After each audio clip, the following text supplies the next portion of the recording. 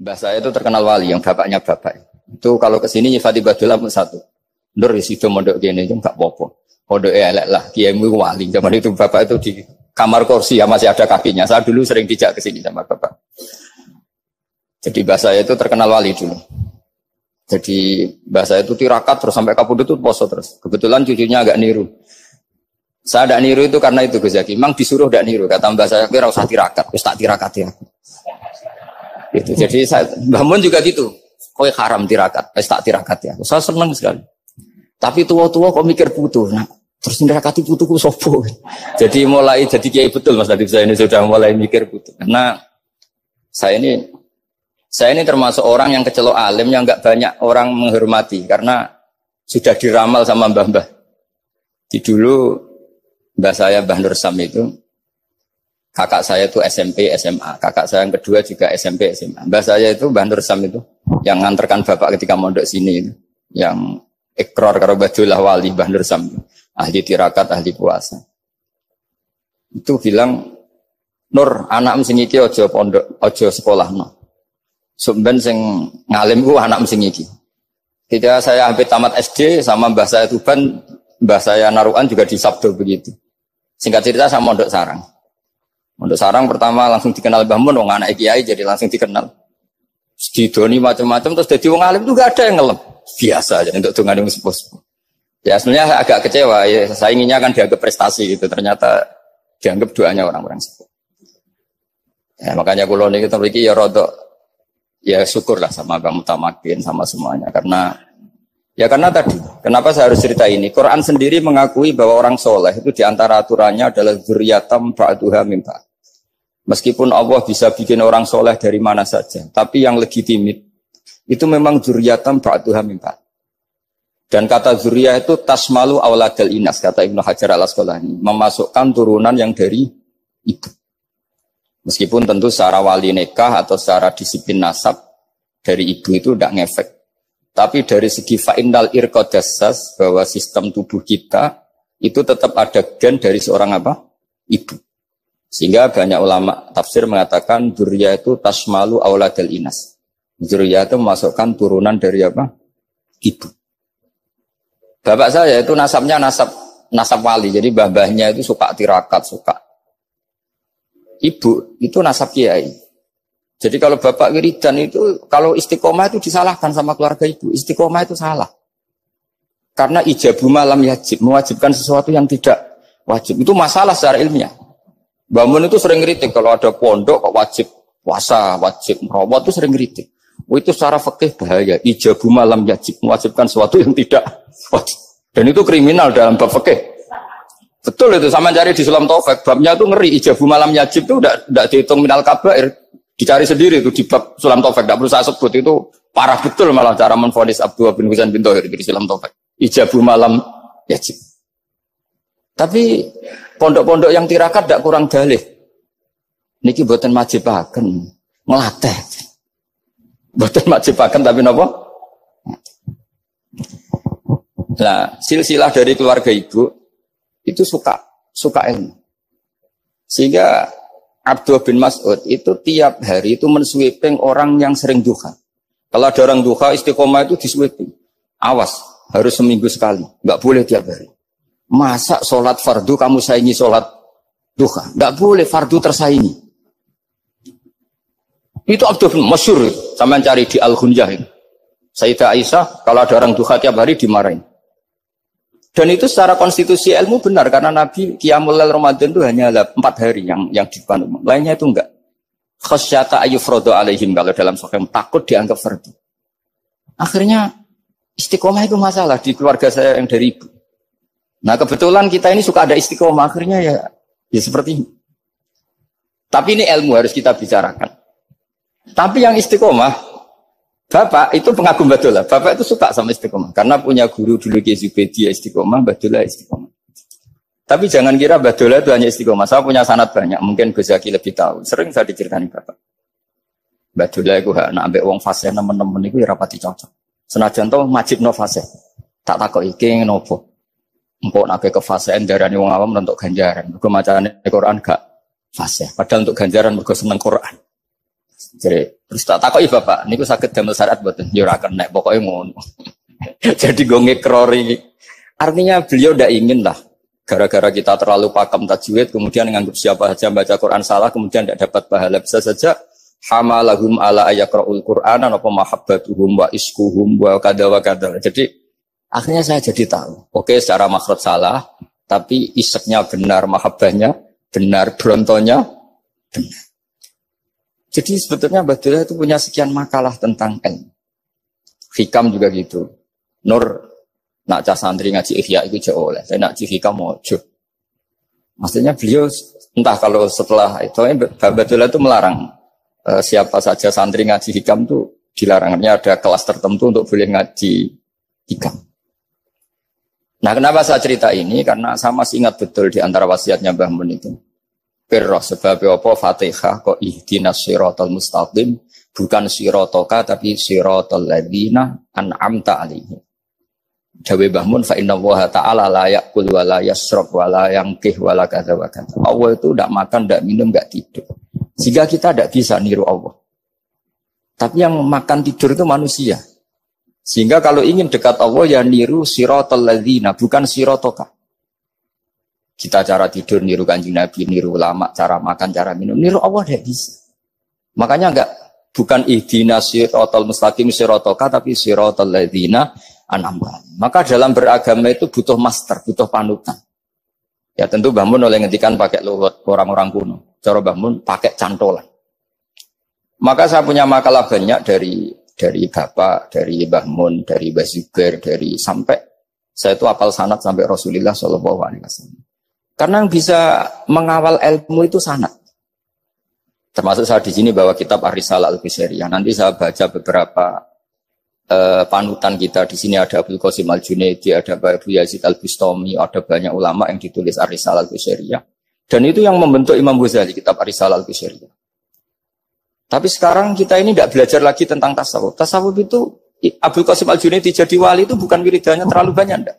Beliau pernah bikin satu kalimat yang menjadikan Allah itu ridho. Kalimatnya begini, kalau malam beliau wiridan gini, ya Allah, kenapa engkau ngasih rezeki saya? Padahal engkau tidak butuh saya. Kalimatnya sederhana. Kalau seorang majikan ngasih servis sama karyawannya, memang butuh pekerjaannya. Orang tua ke anak butuh kasih sayangnya. Tapi engkau ini zat yang tidak butuh saya, tidak butuh kita. Ngapain ngasih? Jadi punya sisi betapa Allah itu luar biasa. Memang tidak butuh kok. Ngasih itu kan luar biasa. Jadi karena mensifati seperti itu Allah itu ridho. Itu luar biasa. Normalnya orang memberi itu kan, apalagi orang memberi kiai itu kacau sekali. 1.000 jaluk swarga. Salam template 1 juta wae jaluk apa? Swarga itu parah lagi. Nanti kalau enggak masuk surga diundat-undat. Itu ngeri lagi itu 1 juta minta apa? Surga. Sayyidina Ali itu diantara sebabnya beliau dekat Allah itu karena muamalahnya sama Allah itu benar. Di antara muamalah itu yang diriwayatkan di kitab Ar-Risalah Al-Qusairiyah adalah masyhur itu. Kafani izzan antakuna li rabban wa kafani fakhran an akuna laka abdan. Tiap malam ya beritanya itu. Ya Allah, saya sungguh sangat mulia karena engkau yang jadi Tuhan. Coba kalau saya dituhani manusia yang mati atau dituhani siapa yang mati juga. Wa kafani fakhron an akuna laka abdan. Saya ini bangga sekali karena jadi budak, jadi hamba zat yang tidak mati. Jadi pakem-pakem yang menjadi masyrab kalau dalam bahasa tasawuf itu yang menjadikan wali. Sehingga yang dikatakan ibadah itu apa? Ma'rifatullah. Mengenali Allah secara benar. Jadi jangan kira wali-wali dulu terus terlalu istiqomah, ada juga. Mereka punya pakem yang menjadikan Allah itu ridho. Saya beri contoh nih di sini banyak makalah nanti saya beberapa baca tabarruk. Banyak riwayat dari orang-orang sufi. Nabi Ibrahim itu pernah ketemu orang Majusi. Beliau terkenal sakhok, terkenal sakhian. Ketika ketemu orang Majusi, ya Ibrahim saya ini sehari saja ngasih makan saya. Kamu kan tukang ngasih makan orang. Terus ya tapi bisyarti antus lima, kamu harus Islam. Fikihnya Nabi Ibrahim adalah kalau saya menolong dia berarti nolong orang kafir. Setelah orang itu lewat berlalu karena Nabi Ibrahim gak mau hormat, Allah memberi wahyu ke Nabi Ibrahim. Kenapa ya Ibrahim tidak kamu terima 1 hari, kamu kasih makan 1 hari? Ya karena dia majusi. Kata Allah, dia umurnya berapa? 60 tahun. Tanyakan, pernah kelaparan kan hanya hari ini? Iya ya Allah. 60 tahun dia kafir tak kasih makan. Minta kamu sehari aja kok gak boleh. Akhirnya Nabi Ibrahim dipanggil orang majusi, dikejar dipanggil. Ayo tak kasih makan 1 hari. Kok kamu sekarang jadi baik? Habis ditegur Tuhan. Terus kata, ahakada yu'amiluni. Apa seperti itu Tuhanmu mengu'alamalai saya? Ya na'am. Akhirnya Islam orang majusi. Jadi itu lagi-lagi ilmu. Jadi yang dikatakan ilmu itu satu teori atau kalimat atau apa saja yang menjadikan kita ini pakem. Meskipun pakem itu kadang sulit diterima orang-orang khusyuk. Orang khusyuk itu ya nyun sewu ada sisi nakalnya. Makanya Mbah Mun sering kayak jargon masyhur. Zada khusyuan, zada jalan, tambah khusyuk, tambah bodoh. Bukan bodoh dengan makna salah itu enggak. Memang kadang terus anti ilmu. Misalnya gini, ini contoh yang karena saya ini mengkhidmati ilmu, saya beri contoh yang urusan ilmu. Ada orang sujud diinjek orang fasik, kepalanya diinjek orang fasik. Terus si orang yang sujud tadi ini ada di Sahih Muslim, juga ada di Ihya. Wallahi la yaghfiru wa laka. Pakai sumpah, wallahi la yaghfiru wa laka. Allah langsung mewahyukan ke Nabi fi hadzal zaman, fi tilka zaman atau fi dzalika zaman. Man dzalladzi yata'alla alayya alla aghfira li fulan qad ghafartu lahu wa ahbattu amalak. Katakan ke orang itu, siapa yang mencatut nama saya yang hanya berstatus tidak memaafkan. Itu enggak fair. Saya ini Tuhan kok bisa yaghfir, bisa yu'adzib. Kok sifat saya tinggal 1 yu'adzib itu gimana? Dicatut separuh itu Allah tidak terima. Tapi kalau kita baca Quran, saya ini sama orang fasik ya benci. Saya ini orang soleh, setidaknya pura-pura soleh lah. Karena di depan para kiai.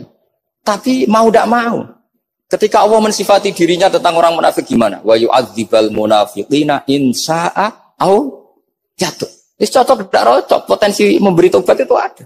Meskipun sama kalau orang munafik, tapi ya tetap bacanya wa yu'adzibal munafiqina ya insa'a au jatuh. Rasulullah kayak apa bencinya dengan Wahsy karena qatilu Hamzah. Tapi Nabi tunduk sama konstitusi Quran. Laisa laka minal amri syai'un aw yatuba alaihim aw yu'adzibahum. Akhirnya Allah malah memberi tobat sama qatilu Hamzah yaitu Wahsy. Ini pentingnya baca lagi. Kalau kita tidak baca hanya khusyuk saja, tidak baca, pasti sama orang yang menginjak orang sujud tadi, yang nginjek pasti salah enggak dimaafkan. Bongso pasti. Pertanyaannya adalah, betulkah Allah punya sifat 1 yaitu yu'adzib? Makanya kalau kita baca, misalnya baca Quran, walillahi mulkus samawati wal ard, ya sudah, yaghfiru liman yasha wa yu'adzibu man yasha. Kalau nuruti rasa kita, ya inginnya ke kita, yaghfir, ke orang lain yu'adzib. Tapi Tuhan kan nggak terima, saya ini Tuhan kok didikte makhluk saya ini gimana? Nggak bisa. Sehingga ya ini lagi-lagi ilmu. Makanya saya cocok, nggak cocok itu suka baca. Saya suka sekali baca, mulai ulama dulu, ulama modern, setengah dulu. Mulai ulama yang kedunian sampai setengah kedunian. Suka. Saya dulu tuh gak suka uang. Karena saya memang tadi mbah saya dari bapak itu wali Mas tadi. Kalau tadi Mas Nadif jujur, mulai Mbah Soleh itu suka bully mertuanya. Jadi saya alhamdulillah dia jujur. Jadi Mbah Soleh itu menantunya Raden Asnawi. Itu ya bully-bulian sama ini terus ditiru beliau ini. Itu gak suka sebenarnya. Saya itu ya pokoknya tadi kalau orang daftar wali itu kan gak suka sama. Karena mereka nangis ketika Allah ngendikan wa aqridu wa atau ayat-ayat anfiku atau orang baik disifati wa aqridu wa qardan hasanah. Itu hadal khitab li ahlil jiddi was sarwah. Ini khitab untuk orang kaya. Kalau isin Gusti jenengan nampen ngongkon infak kok kalau diinfaki. Jenengan nampen ngongkon ngamal kok kalau di ngamali. Jadi maka yuhibbunal mal, mereka tidak suka harta. Walakin diana luladzatal khitab bil infak, dan itu harus kaya dulu untuk bisa infak. Jadi itu uniknya. Akhirnya saya Imam Sa'roni penting juga kaya. Jadi wali untuk suka harta itu nunggu diperintahkan Allah. Alhamdulillah kita ndak, sudah wali dulu karena sudah senang harta wali. Jadi kayaknya keren kita dibanding wali-wali itu. Artinya wali itu tahu pentingnya harta setelah jadi wali. Kita alhamdulillah mulai kecil sudah tahu pentingnya harta. Kayaknya kita lebih wali. Imam Syafi'i itu dulu gak suka sama orang kaya. Saya berkali-kali ceritain. Karena dia dididik Sufyan As-Tsauri, Sufyan bin Uyainah. Tapi ketika ketemu Imam Malik itu kaya raya. Meskipun dia hidupnya sederhana, tapi kaya raya.